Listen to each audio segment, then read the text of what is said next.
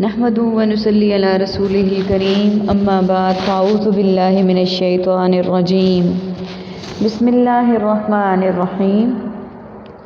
سورۃ التوبہ کی آیت نمبر 116 سے آج کے سبق کا آغاز کریں گے۔ رب اشرح لی صدری ویسر لی امری واحلل عقدۃ من لسانی یفقہوا قولی رب زدنی علما رب زدنی علما رب زدنی علما۔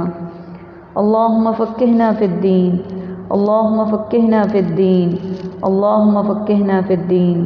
اعوذ باللہ السمیع العلیم من الشیطان الرجیم من حمزہ ونفخہ ونفثہ۔ ان اللہ، بے شک اللہ ہی ہے کہ لہو ملک السماواتی، اسی کے لیے بادشاہی ہے آسمانوں کی، والارض اور زمین کی، یحیی وہی زندگی دیتا ہے۔ میننگس کو پہلے دیکھ لیتے ہیں۔ ملک خلافت اور ملوکیت، السماواتی کتب سماویہ ارض و سما، الارضی ارض پاک کرۂ ارض قطع اراضی، یحیی حیات احیاء اسلام موت و حیات۔ آیت نمبر 116 میں اللہ سبحانہ وتعالیٰ نے فرمایا کہ بے شک اللہ ہی کے لیے بادشاہی ہے آسمانوں کی، زمین کی، آسمان اور زمین کی وسعتوں میں اور ان کے درمیان میں جتنا کچھ ہے سب اللہ کا ہے، اللہ کے تصرف میں، کوئی اور اس کا مالک نہیں۔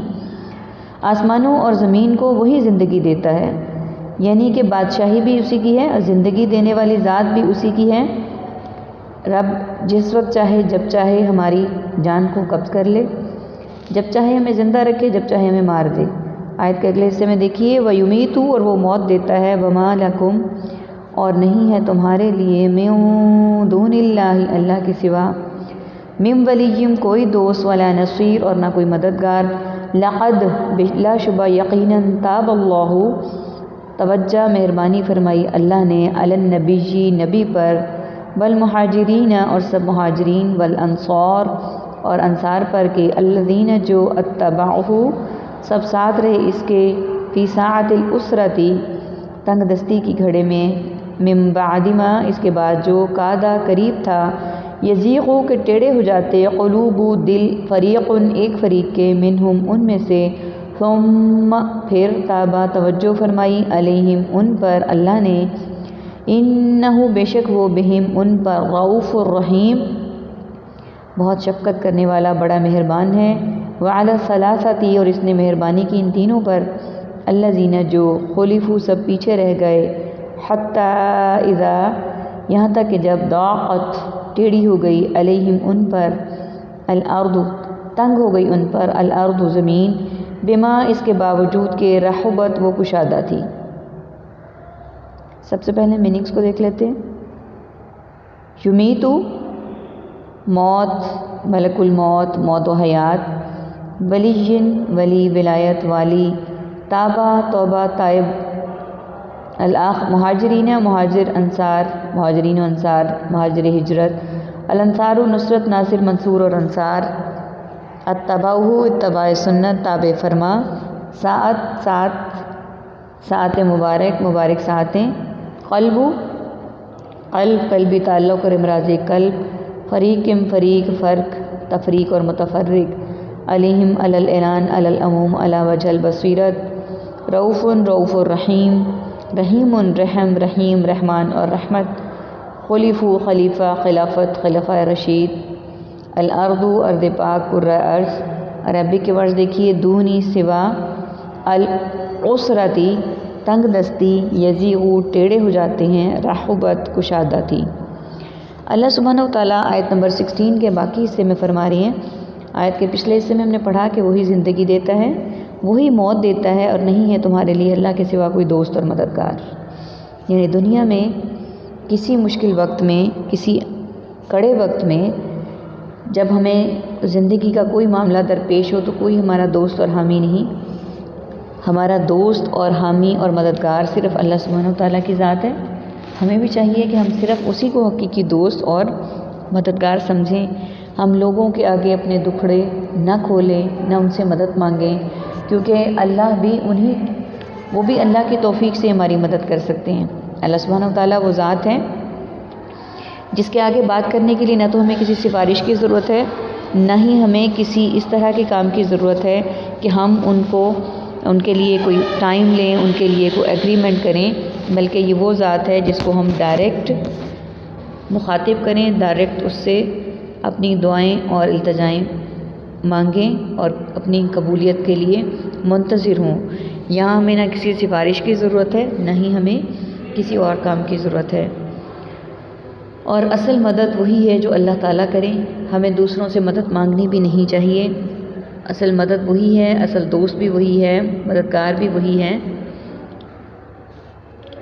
آیت نمبر 117، بلا شبہ یقیناً توجہ مہربانی فرمائی اللہ نے نبی پر، یعنی بے شک اللہ سبحانہ وتعالیٰ نے نبی پر مہربانی فرمائی اور مہاجرین اور انصار پر جو کہ ساتھ رہے، یعنی مہاجرین ہجرت کرنے والے اور انصار ان کی مدد کرنے والے، ان پر بھی اللہ سبحانہ وتعالیٰ نے مدد فرمائی اور مہربانی فرمائی۔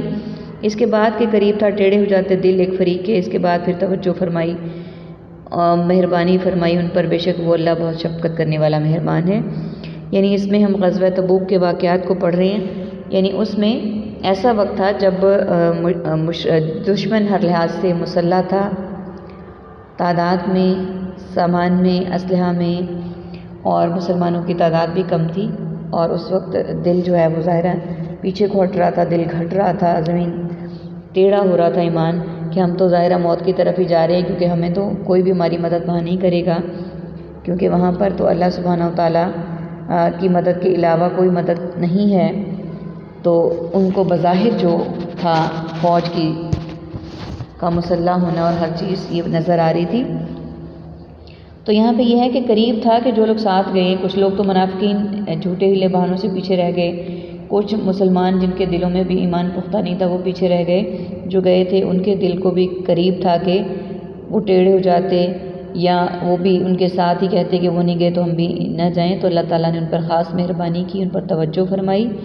بے شک اللہ سے زیادہ شفقت کرنے والا اور اس سے مہربان اور کوئی نہیں ہو سکتا۔ اگر اللہ سبحانہ وتعالیٰ ان پر شفقت اور مہربانی نہ کرتے تو وہ بھی باقی لوگوں کے ساتھ ہی اسی طرح کا ایٹیٹیوڈ کرتے جو پہلے کر چکے تھے۔ آیت نمبر 118 میں بہت بڑا واقعہ موجود ہے، اور اس نے مہربانی کی ان تینوں پر جو پیچھے چھوڑے گئے اللہ کے حکم کے انتظار میں، یہاں تک کہ جب تنگ ہو گئی ان پر زمین باوجود اس کے کہ وہ کشادہ تھی۔ یہاں پر پیچھے رہ جانے والوں میں جیسا کہ ہم پڑھ چکے ہیں کہ جو منافقین تھے ان کے لیے تو اللہ تعالیٰ نے پچھلی آیات میں فرما دیا کہ وہ کسی غزوے میں شامل نہیں ہوں گے، اللہ تعالیٰ نے ان سے تعلق کی برات اختیار کر لی، تعلق ختم کر دیا۔ اور یہاں جو پیچھے رہنے والے تین تھے، اس میں تین صحابی تھے، کعب بن مالک، برارہ بن نوذی اور حلال بن امیہ رضی اللہ تعالیٰ عنہ۔ ان کی بات ہے بخاری شریف میں، کعب بن مالک رضی اللہ تعالیٰ عنہ کا یہ واقعہ بہت تفصیل سے موجود ہے، انہوں نے بیان کیا ہے کہ یہ تینوں جب پیچھے رہ گئے اور اس طرح سے رہے کہ کعب بن مالک رضی اللہ تعالیٰ عنہ فرماتے ہیں کہ جب اللہ کے رسول نے غزوے کا حکم دیا تو میری تیاری مکمل تھی، میں نے کہا اچھا ساتھ چلتے ہیں ان کے۔ تو اس کے بعد نہ کچھ سستی کہہ لیں، کچھ یہ کہ بات اس طرح کا تھا، اس طرح کا سین ہوا کہ دنیاوی معاملات زیادہ سامنے درپیش آ گئے۔ تو یہ کہا کہ اس کے بعد جب یہ ہو جائے گا، میں آج کل میں تھا کہ میں آج کل چلتا ہوں، کل یا آج چلتا ہوں۔ اس کے بعد یہ ہوا کہ نبی صلی اللہ علیہ وسلم اور صحابہ کرام غزوے پہ چلے گئے، تو آپ نے کہا اچھا میں بعد میں چلا جاتا ہوں، لیکن پھر بھی نہیں جا سکے۔ جب حضرت صلی اللہ علیہ وسلم غزوہ نہیں ہوا، واپس آ گئے، تو منافقین نے جھوٹے بہانے پیش کیے کہ ہم اس لیے نہیں جا سکے، یہ پرابلم ہوا، ایسے ہوا ویسے ہوا۔ اور اس کے بعد یہ ہوا کہ انہوں نے خود اس کو بہانوں کے بعد کعب بن مالک کہتے ہیں شیطان نے میرے اندر بھی پھونک ماری کہ میں بھی کوئی بہانہ کروں اور کہوں کہ بیوی بچوں کا مسئلہ تھا یا بیوی بیمار تھی کوئی، تو میں بھی مطمئن کر دوں آپ صلی اللہ علیہ وسلم کو۔ لیکن پھر دل نے کہا کہ ایک غلطی تو یہ ہوئی کہ غزوے میں شامل نہیں ہو سکا، اور دوسری غلطی میں اس طرح سے کر لوں کہ میں غزوے میں شامل بھی نہ ہوں اور جھوٹ بھی بول دوں۔ تو آپ رضی اللہ تعالیٰ عنہ نے نبی صلی اللہ علیہ وسلم کو صاف الفاظ میں جا کے بتا دیا کہ غزوے کے لیے ہم تیار تھے، لیکن سستی کہہ لیں اور یہ ساری ہماری غلطی ہے، ہم سے غلطی ہوگی، ہم نہیں آ سکے۔ آپ صلی اللہ علیہ وسلم خاموش رہے اور اللہ کے حکم کا انتظار کیا۔ اس کے بعد آپ صلی اللہ علیہ وسلم نے تمام صحابہ کرام کو اللہ کے حکم سے منع کر دیا کہ ان تینوں کے ساتھ کوئی تعلق نہیں رکھیں گے۔ یہ تینوں نماز پڑھنے کے لیے جاتے۔ کعب رضی اللہ تعالیٰ کعب بن مالک فرماتے ہیں کہ نماز پڑھنے کے بعد جب میں سلام پھیر لیتا تو میں ٹیڑھی سی نظر سے نبی صلی اللہ علیہ وآلہ وسلم کی طرف دیکھتا تو آپ صلی اللہ علیہ وآلہ وسلم منہ پھیر لیتے اور مجھے بہت شدت کی تکلیف ہوتی۔ اس سلسلے کو چلتے چلتے 40 دن ہونے کو تھے کہ ایک دن کعب بن مالک ایک درخت پر چڑھے ہوئے تھے، ایک دیوار پر چڑھے، اور ان کا چچا زاد جو ساتھ ہی رہتا تھا وہ ایک درخت پہ چڑھا ہوا تھا۔ انہوں نے اپنے اس چچا زاد کو ایک دفعہ سلام کیا، دوسری دفعہ کیا اور تیسری دفعہ کیا، انہوں نے جواب نہیں دیا۔ تو آپ رو پڑے اور فرمایا کہ تم میرے چچا زاد ہو کے ہر بات کو جانتے ہو کہ میں دل سے نہیں ایسا چاہتا تھا، بس مجھ سے یہ ہو گیا اور تم میرے سے نہیں بولتے۔ تو اس نے جواب دیا کہ تمہارا معاملہ اللہ اور اس کے رسول کے ساتھ ہے، جب وہ ہمیں حکم دیں گے تو ہم بولیں گے۔ بہت شدید تکلیف میں انہوں نے یہ دن گزارے۔ 40 دن جب گزر گئے تو آپ صلی اللہ علیہ وآلہ وسلم نے حکم دیا کہ اب تم لوگ اپنے تینوں جا کے گھروں میں کہہ دو تمہاری بیویاں بھی تم سے بات نہیں کریں گی۔ یعنی سوچیں کہ کیا انسان کی اس وقت سٹیٹس ہوگا کہ وہ باہر بھی کسی سے بات نہیں کر سکتا اور گھر میں جو بیوی بچوں کے ساتھ بول لیتا تھا اس سے بھی منع کر دیا گیا۔ لیکن فرما برداری کا یہ عالم تھا کہ آپ نے کہا کہ آپ بتا دیں کہ صرف وہ بات نہیں کریں گی، یا اگر ہمیں اللہ کی طرف سے حکم ہے تو ہم ان کو طلاق بھی دینے کو تیار ہیں تاکہ اللہ تعالیٰ ہماری معافی کو قبول کر لیں۔ تو آپ صلی اللہ علیہ وآلہ وسلم نے نہیں فرمایا نہیں، بلکہ وہ صرف تم سے بات نہیں کریں گی۔ پھر چلے گئے گھر اور اسی ٹینشن میں، اسی اذیت میں 50 دن اور گزارے۔ پھر اللہ نے ان کی توبہ قبول کی۔ اب یہاں پہ دیکھیے، اور تنگ ہو گئی ان پر ان کی جانیں، اور انہوں نے سمجھ لیا کہ نہیں ہے کوئی جائے پناہ اللہ کے، یعنی ان کی جانیں ان پر تنگ ہو گئیں۔ ایسے لگتا تھا زمین میں کوئی ان کی پناہ کی جگہ نہیں ہے جہاں پہ وہ بیٹھ سکیں، کیونکہ نہ زمین کے نہ گھر سے باہر کوئی بولتا تھا اور نہ ہی اندر بولتا تھا۔ مگر اسی کی طرف پھر اس نے توجہ فرمائی، پھر اس نے توجہ اور مہربانی فرمائی ان پر تاکہ وہ توبہ قبول کریں۔ پھر انہوں نے ان پر توجہ فرمائی تاکہ اللہ سبحانہ و تعالیٰ ان کی توبہ کریں۔ بے شک اللہ ہی ہے بہت توبہ قبول کرنے والا اور نہایت مہربان۔ یعنی یہ سب کچھ اس لیے ہوا کہ اللہ تعالیٰ ان کی توبہ قبول کروانا چاہتے تھے، ان کو احساس دلوانا چاہتے تھے۔ ہماری زندگیوں میں اس واقعے سے بہت بڑی بڑی مثالیں موجود ہیں۔ ہماری زندگی میں کوئی بھی غلطی، کوتاہی یا کوئی کمی بیشی ہو جاتی ہے صحت کے معاملے میں یا کچھ اس میں، تو ہمارا ایمان بڑی جلدی متزلزل ہو جاتا ہے۔ ہمیں اس بات کو سمجھنا چاہیے کہ اللہ تعالیٰ ہمیں راہ راست پر لانا چاہتے ہیں، ہمارے درجات کو بلندی چاہتے ہیں اور ہماری توبہ استغفار چاہتے ہیں۔ اور جس طرح سے انہوں نے ثابت قدمی کا مظاہرہ کیا، غلطی پر کو مانا، اس پہ شرمندہ ہوئے، اس پہ توبہ کی، ہمیں بھی اسی طرح سے کرنی چاہیے۔ ہم اپنی زندگیوں میں دیکھیں تو ہم بہت آگے جا چکے ہیں، ہم ذرا سی غلطی کو، کوتاہی کو، ذرا سی چیز کو بھی برداشت نہیں کرتے، دوسروں پہ الزام تراشی اور یہ سارا کچھ ہماری زندگیوں میں ہے، جبکہ اور اللہ کے ساتھ بھی گلے شکوے اب شروع کر دیتے ہیں۔ پتہ نہیں ہماری زندگی میں رزق کی کمی کیوں ہے، پتہ نہیں ہم ہی بیمار کیوں ہیں، پتہ نہیں یہ کیوں ہے، وہ کیوں ہے اور اس لیے کیوں ہے۔ ان واقعات سے ہمیں بہت بڑی نصیحتیں ملتی ہیں کہ اللہ جب اپنے بندوں اب دیکھیں نا، یہاں پہ اللہ تعالیٰ نے پہلے 40 دن کوئی نہیں بولتا تھا، پھر 50 دن بیوی بھی نہیں بولتی تھی، تو کتنی تنگی کا عالم تھا، لیکن اللہ تعالیٰ نے پھر جنتوں کے سرٹیفکیٹ دے دیے ان کو کہ اللہ تعالیٰ راضی ہو گیا ہم سے۔ تو اس لیے ہمیں بھی اس چیز کو دیکھنا چاہیے کہ اگر ہماری زندگی میں کوئی آزمائش ہے یا کسی بھی طرح کی کوئی کمی ہے تو وہ اللہ تعالیٰ بہترین کارساز اور بہترین فیصلہ کرنے والا ہے۔ جو اس نے ہمارے لیے سوچا وہ بہترین ہی سوچا ہوگا۔ ہمیں اس پر ایمان بھی رکھنا چاہیے، مدد صرف اللہ سے مانگنی چاہیے اور اسی پہ توکل کرنا چاہیے۔ جو وہ کرتا ہے وہ کوئی اور نہیں کر سکتا، جو اس کا فیصلہ ہے اس سے بہتر کسی اور کا فیصلہ نہیں ہو سکتا۔ اللہ تعالیٰ سے دعا ہے کہ اللہ تعالیٰ ہمیں ہمارے اندر ایمان کو پختہ کرے، توکل علی اللہ ہمارا مضبوط کرے، اور ہمیں بھی ان صحابہ کرام کی سنتوں پر عمل کرنے والا بنائے، زندگی میں صابر شاکر بنائے اور زندگیوں کا خاتمہ بالخیر ایمان پر کرے۔ آمین ثم آمین۔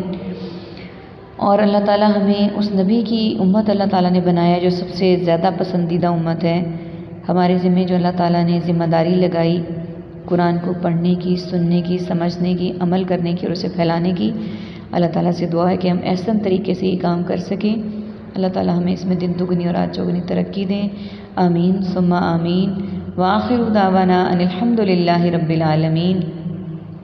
سبحانک اللہم وبحمدک، نشہد ان لا الہ الا انت، نستغفرک ونتوب الیک۔ السلام علیکم ورحمۃ اللہ وبرکاتہ۔